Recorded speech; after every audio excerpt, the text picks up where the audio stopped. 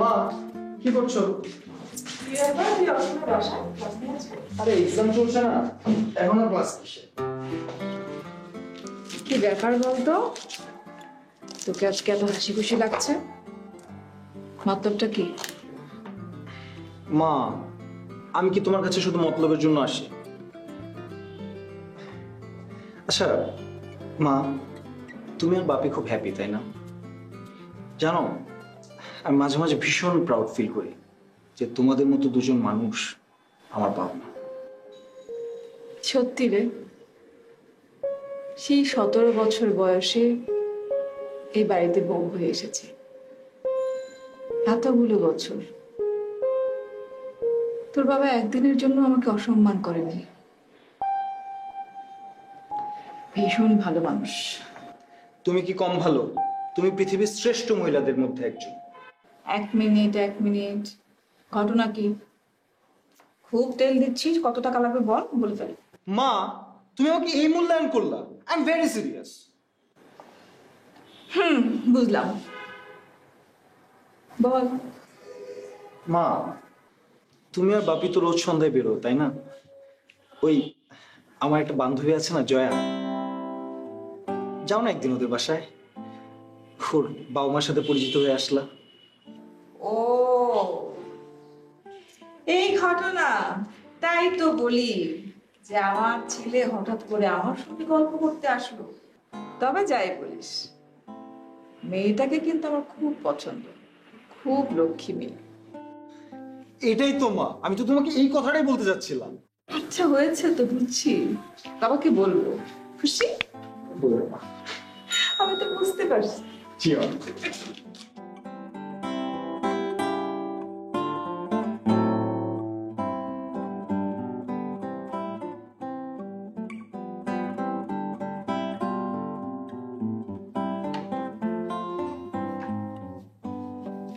তোমার ছেলের মনে কিন্তু রং লেগেছে।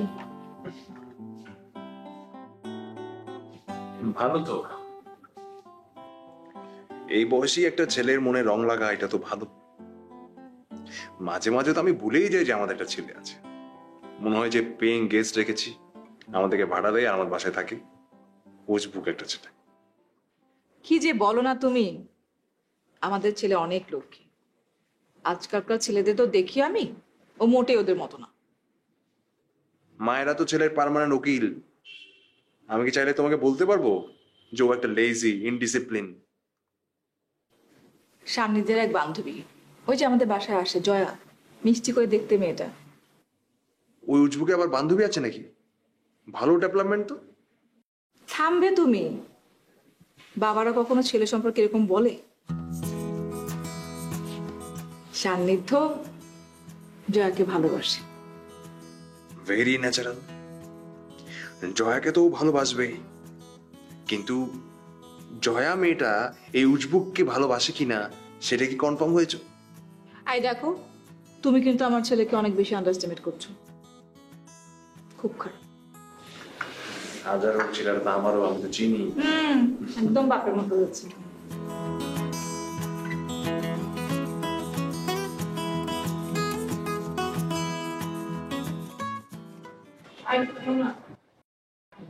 দেখো তো চিনতে পারো কিনা। ঐতিহাসিক কিছু নাকি? সব সময় ফাজলামো করো না তো, সত্যি চিনতে পারছো না?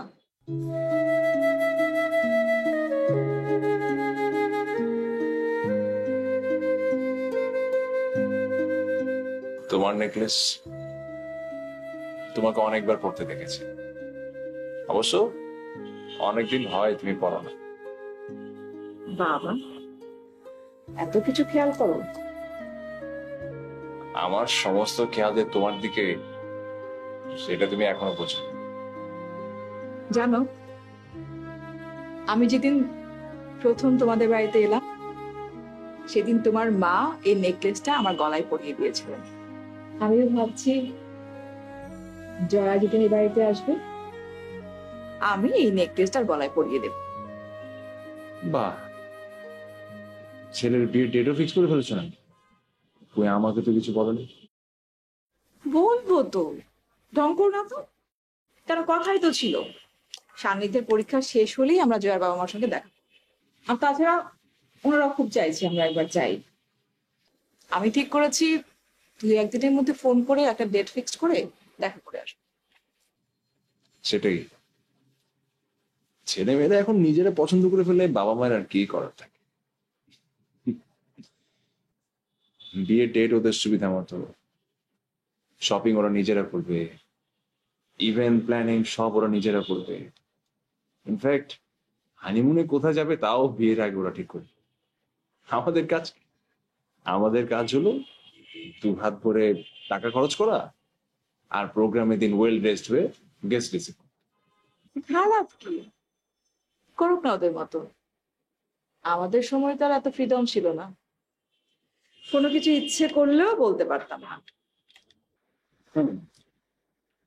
ঠিকই বলেছেন। ঠিক আছে, আমি তাহলে যাই অফিসে।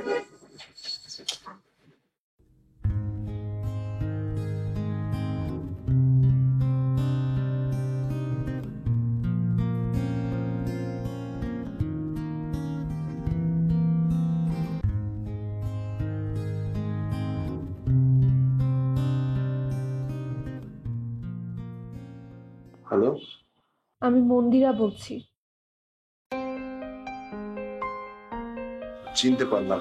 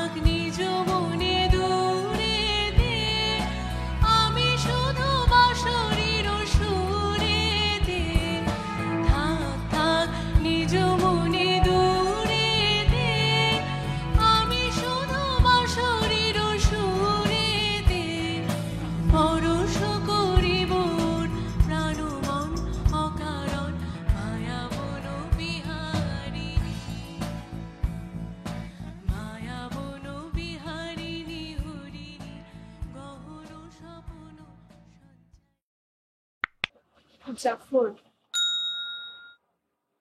তুমি কি বুঝতে পারছো আমি ক্রমশই তোমার প্রতি দুর্বল হয়ে পড়ছি? দুর্বল হতে হতে একটা সময় নিজেকে আমি হারিয়ে ফেলবো জাফর। আমি আমাদের এই সম্পর্কের একটা নাম দিতে চাই। আমি তোমাকে অনেক ভালোবাসি, এটা তুমি বুঝতে পারো না? আর ভালোবাসার সম্পর্কের চাইতে বড় কোনো সম্পর্ক কি পৃথিবীতে আছে? আমি সবই বুঝতে পারছি জাফর, কিন্তু তুমিও একটু সামাজিক প্রেক্ষাপটটা বোঝার চেষ্টা করো। আমি একটা মধ্যবিত্ত পরিবারের মেয়ে, তার উপর আমরা দুজন দুই ধর্মের। আমার বাবা আমার প্রতিনিয়ত অনেক প্রশ্নের সম্মুখীন হতে হচ্ছে।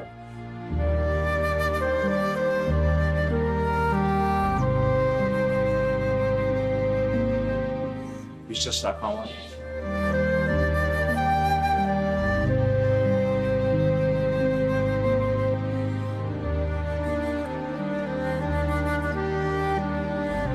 জাফর, আমরা কি বিয়ে করে ফেলতে পারি না?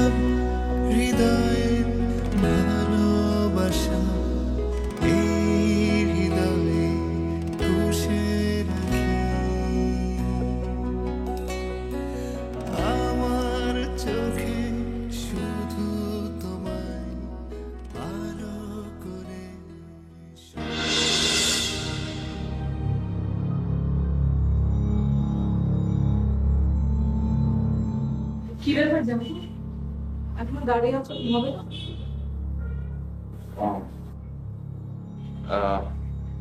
বই পড়ছিলাম, হঠাৎ ভাবলাম একটু ঠান্ডা বাতাস নেই।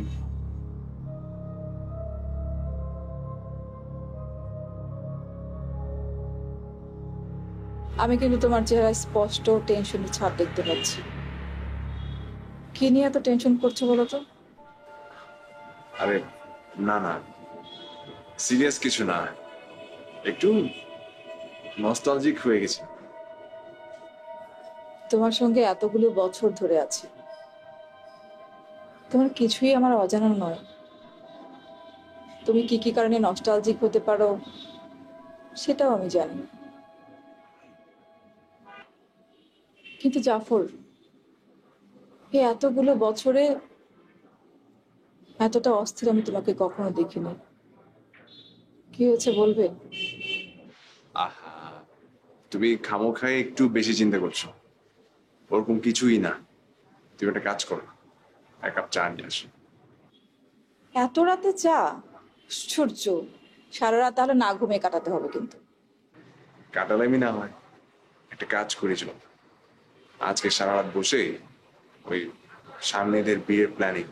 হ্যাঁ, বসো, চা আছে।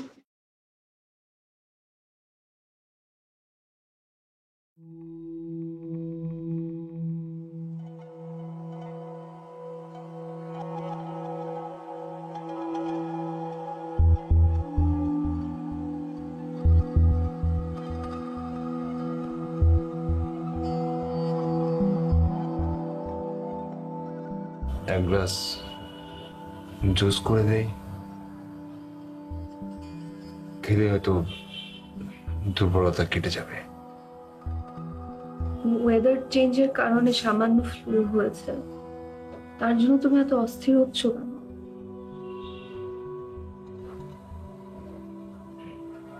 সকালে ওষুধ খেয়েছিলে?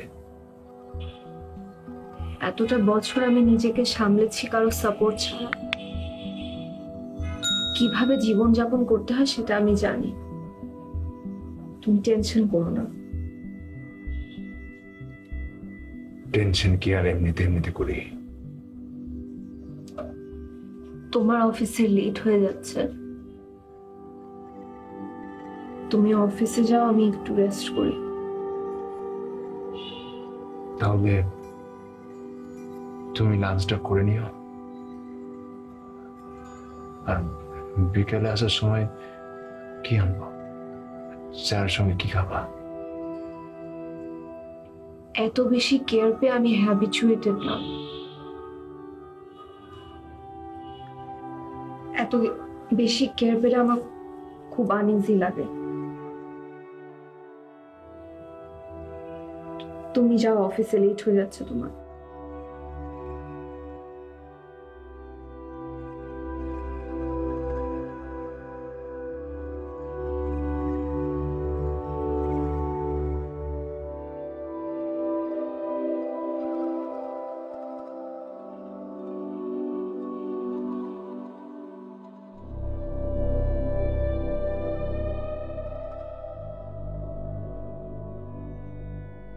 তোমার চাটা গরম করে দেবো?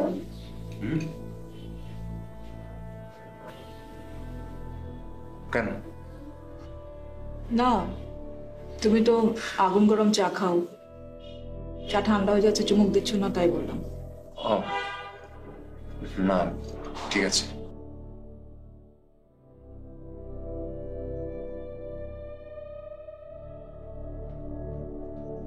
ও বাপি, তুমি আসো, ভালোই হয়েছে। আমি তোমার সাথে যাব, আমাকে একটু ইউনিভার্সিটিতে ড্রপ করে যাও। তুই যা, আমি আমি উঠছি। সে কি, তোমার ছেলে যেতে চাইছে, 5 মিনিট বসো। বাপি তুমি গিয়ে গাড়িতে বসো, আমি আসছি।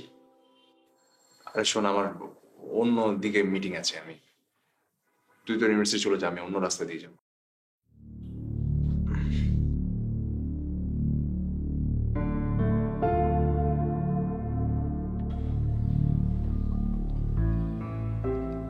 মা, বাপিকে কয়েকদিন যাবত খুব ডিস্টার্ব মনে হচ্ছে। তোমাদের কি কোনো ঝগড়া হয়েছে? তোর বাবা কি ঝগড়া করার মতো মানুষ? কিন্তু সে ডিস্টার্ব, সেটা আমিও খেয়াল করেছি। জিজ্ঞেস করেছিলাম, বলেনি। আচ্ছা ঠিক আছে, কয়েকটা দিন বাপিকে একটু একা থাকতে দাও, সব ঠিক হয়ে যাবে। আসলে মানুষ তো একটু মুড অফ থাকতেই পারে। তোর বাপের জীবনের কোনো কিছুই আমার অজানা নয়। ভীষণ স্বচ্ছ একজন মানুষ। তোর বাপি যেহেতু বলতে চাইছে না, সেহেতু আমি ধরেই নিয়েছি কোনো ইম্পর্টেন্ট বিষয় সে ডিস্টার্ব না। আমি যাই।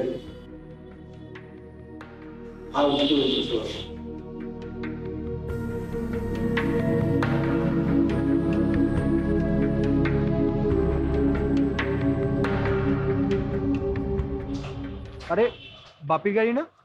হ্যাঁ তাই তো মনে হচ্ছে।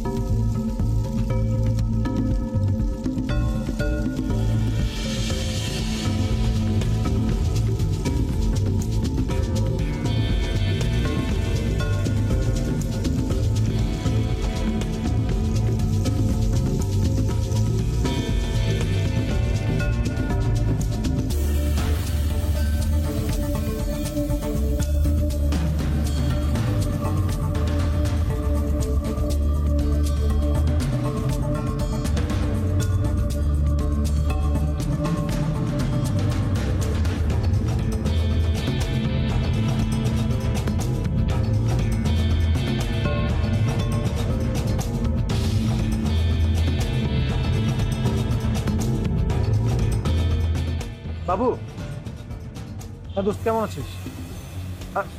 আচ্ছা, আমাকে একটু সময় দিতে পারবি? থ্যাংক ইউ দোস্ত। হ্যাঁ আমি আসছি।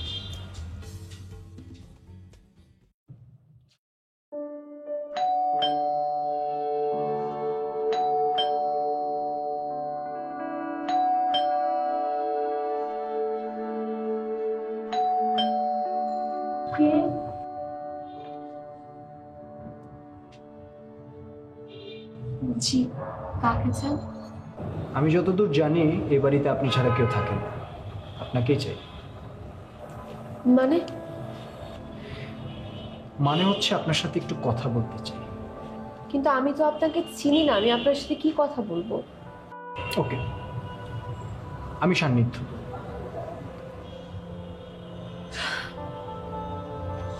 আসুন।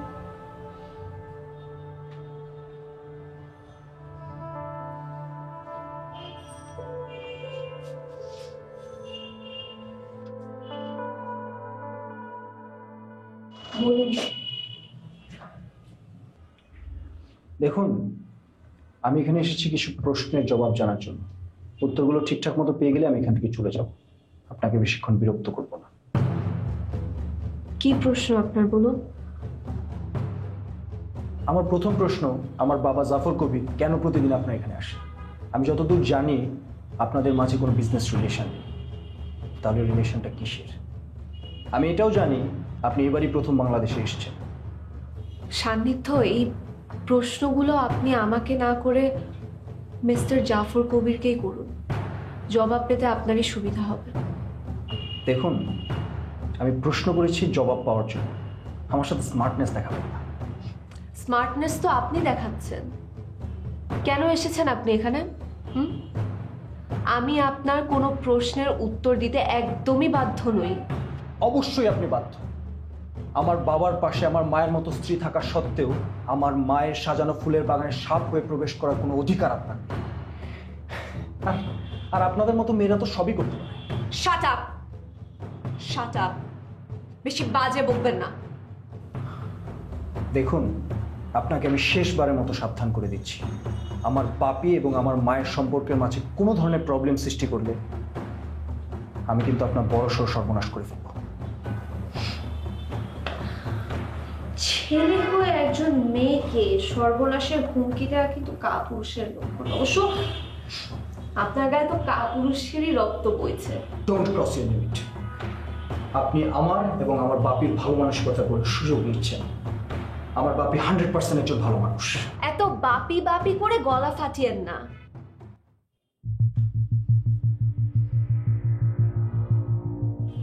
আপনার গায়ে যা রক্ত বইছে, আমার গায়ে তারই রক্ত বইছে। কি?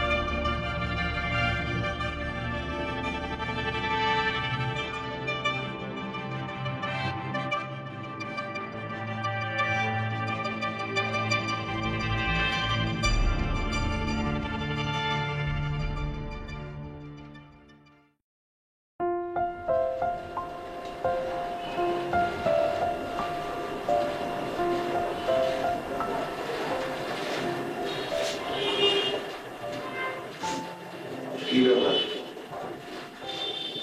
অন্ধকার করে বসে আছো, কথা বলছো না? শরীর খারাপ? পাখিটা চালাই?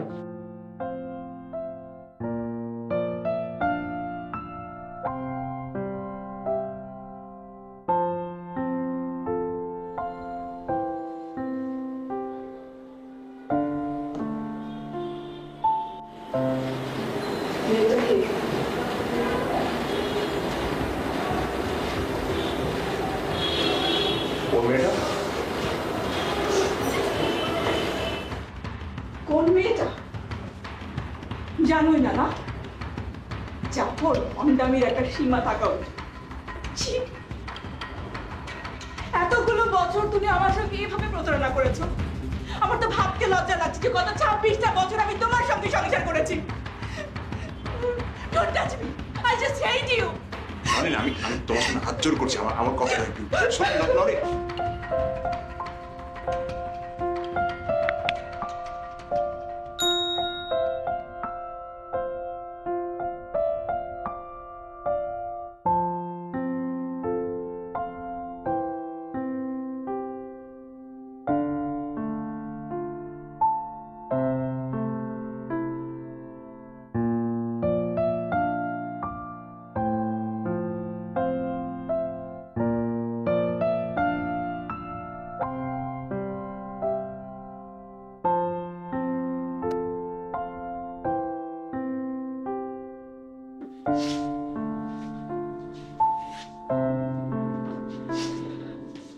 নরে,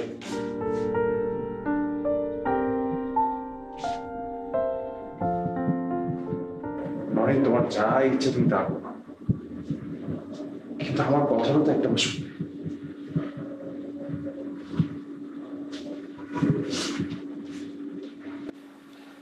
তোমাকে বিয়ে করার আগে 6 মাসের একটা ট্রেনিং কোর্সের জন্য আমি কলকাতা যাই। ওইখানেই ছুটি রায়ের সঙ্গে আমার পরিচয়। ও নাচ করত। খুব অল্প দিনের মেলামেশে আমরা অনেক কাছাকাছি চলে এসেছিলাম। এরপর বেশ কিছু অন্তরঙ্গতা, আমরা বিয়ে করে ফেলেছিলাম। তখনই দেশ থেকে মায়ের চিঠি, জরুরি ভিত্তিতে দেশে ফিরতে হবে, কারণ বাবা অসুস্থ ছিলেন। দেশে ফেরার আগে আমি ছুটিকে কথা দিয়েছিলাম, দেশ থেকে ফিরে গিয়ে আমরা ঠিকঠাক ভাবে সংসার করব, পরিবারকেও সব জানিয়ে দেব। কিন্তু এখানে এসে দেখি তোমার সঙ্গে আমার বিয়ের সব কথা পাকাপোক্ত ভাবে ঠিক হয়ে আছে, সবকিছু ঠিকঠাক। দূর দূরান্ত থেকে মেহমানরাও আসা শুরু করেছিল।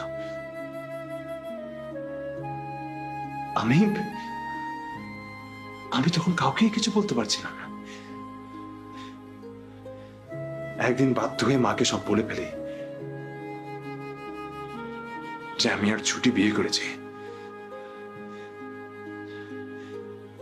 মা এটা কোনোভাবে মেনে নিলেন না, বললেন এই কথা যদি আমি কাউকে জানাই তাহলে তাহলে উনি সমাজের কাছে ছোট হয়ে যাবেন আর আত্মহত্যা করবেন।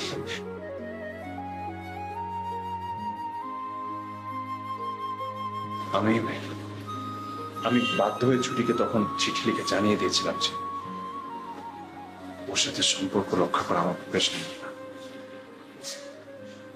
বিশ্বাস কর নরেন, আমি আমি জানতাম না যে ও তখন অন্তঃসত্ত্বা। বিশ্বাস কর। Don't touch me scoundrel. Naren, তুমি আমাকে যা ইচ্ছে তা বলে গালিগালাজ করছো, মানে কি? মানে কি না, পৃথিবীর যাবতীয় রাগ যদি তোমার উপরে ঢেলে দেই তবু আমার রাগ কমবে না।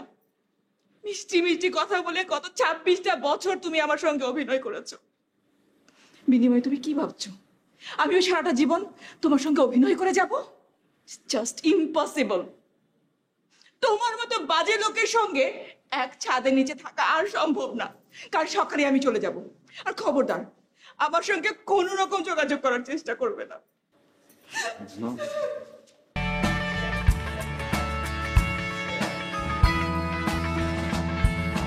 মায়া বন বিহারিণী হরিণী গহন স্বপন সঞ্চারিণী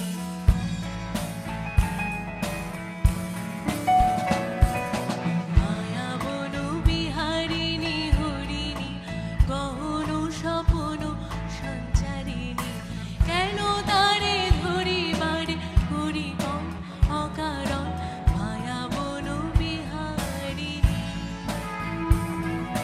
মায়া বন বিহারিণী হরিণী গহন স্বপন সঞ্চারিণী কেন তারে ধরিবারে করিবন অকারণ মায়া বন বিহারিণী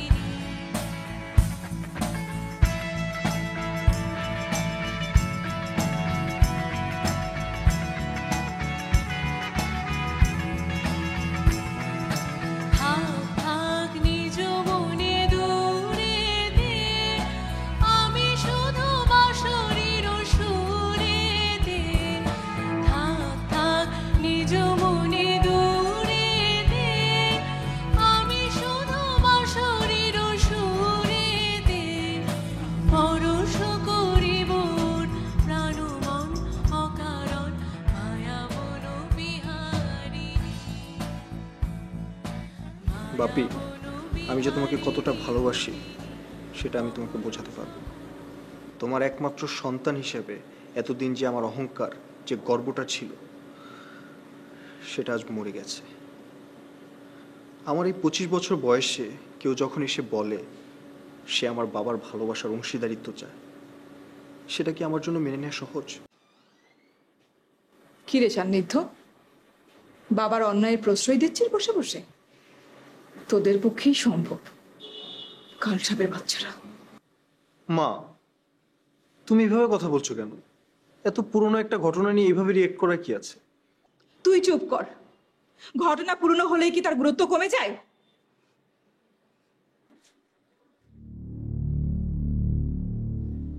আরে মন্দিরা, তুমি রাজকন্যা চলে এসেছে দেখছি।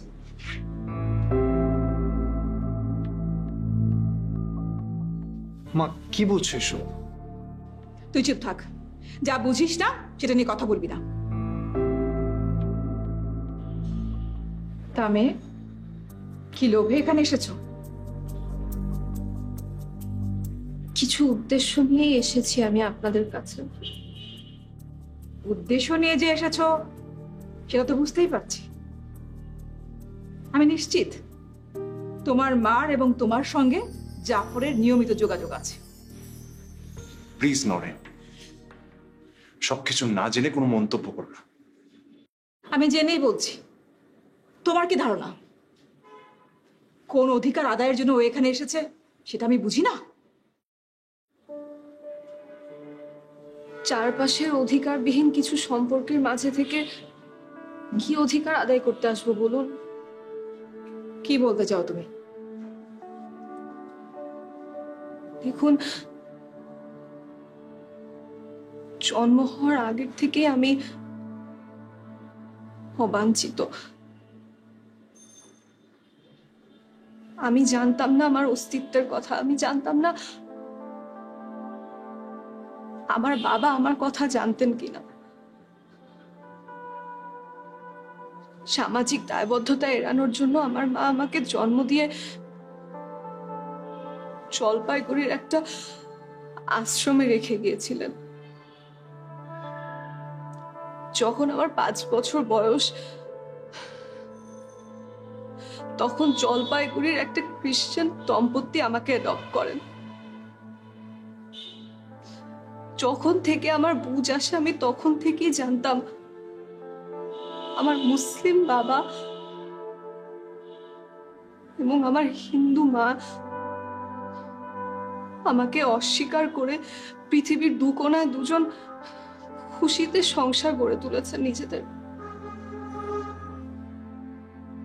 অদ্ভুত ব্যাপার কি জানেন, আমি কোন ধর্ম পালন করব সেটা নিয়েও আমি দ্বিধাগ্রস্ত ছিলাম।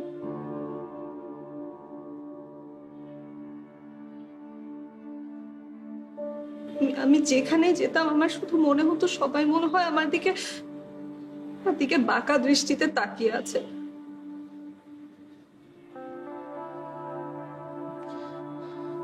সেজন্য আমি না বেশিরভাগ সময় একা একাই থাকতাম। এমনকি যে দম্পতির কাছে আমি আশ্রিতা হিসেবে ছিলাম, তাদের কাছে আমি কখনো কোনো অধিকার খাটানোর চেষ্টা করিনি, চেষ্টা করতে পারিনি। উনাদেরকেও আমি আন্টি আঙ্কেল বলে সম্বোধন করতাম।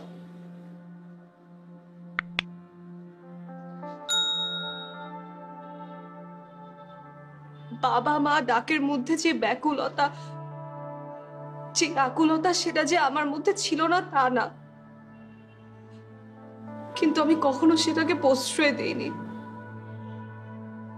আমি কখনো চাইনি কারো সাজানো বাগানে সাপ হয়ে ঢুকতে। মাঝে মাঝে একজন স্বপ্নের ফেরিওয়ালা আমাকে স্বপ্ন দেখাতো আমার বাবা আমার মার কাছে আমাকে নিয়ে যাবে, কিন্তু স্বপ্নটা দেখে না আমি কখনো খুশি হতাম না, বরং প্রচন্ড ভয় পেতাম। ভয় আমার ঘুম ভেঙে যেত। আমি আবার কারো কাছে অবাঞ্ছিত হতে চাইনি। হঠাৎ কি উদ্দেশ্য নিয়ে তুমি এখানে আবির্ভূত হলে?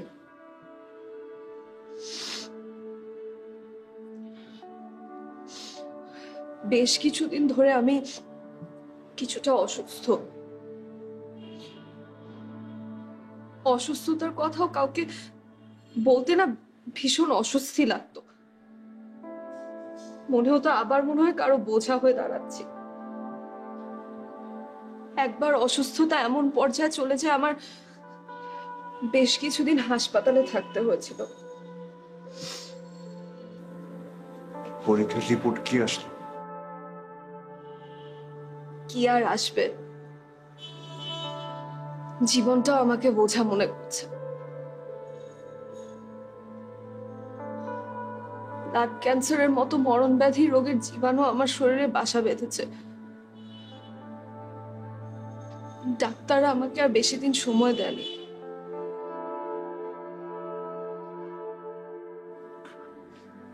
কি বলছো তুমি? তোমার মতো এরকম একটা মেয়ে এত সহজে হারিয়ে যেতে পারে না। কি বলছো আবল তাবল? দেশেও কোথাও কোনো ভুল হচ্ছে তোমার। কোথাও কোনো ভুল হচ্ছে না, সবই ঠিক বলছি। জানেন, ডাক্তাররা যখন আমার সময়সীমা বেঁধে দিল, তখন থেকে ছোটবেলা থেকে আমার যে ব্যাকুলতাটা কাজ করতো সেটা না তীব্রভাবে জেগে উঠলো। খুব ইচ্ছা করলো বাবাকে বাবা বলে ডেকে জড়িয়ে ধরতে আর মার কাছে গিয়ে মার কোলে মাথা রেখে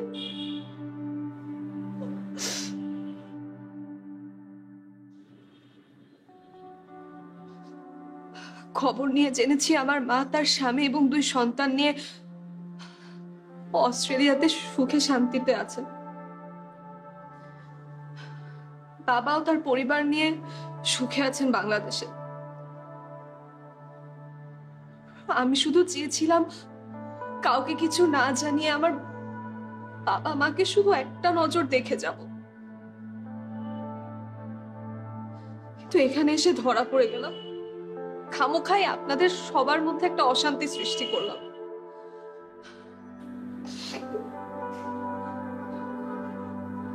আর আমাকে ক্ষমা করে দেবেন। মন্দিরা, তুমি যেও না।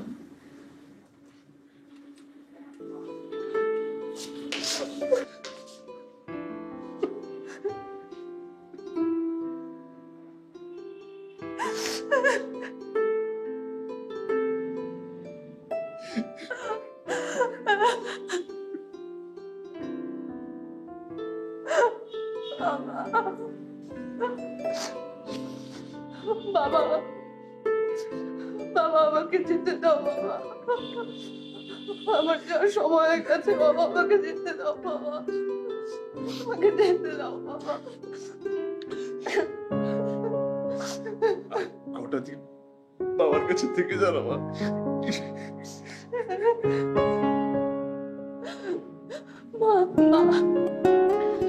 মায়ের সাথে দেখা করার লোক যে সামলাতে পারছি না বাবা। মার সাথে কষ্টের উদ্দেশ্যে করা দেব বাবা। আমার কাছে সময় খুবই অল্প বাবা।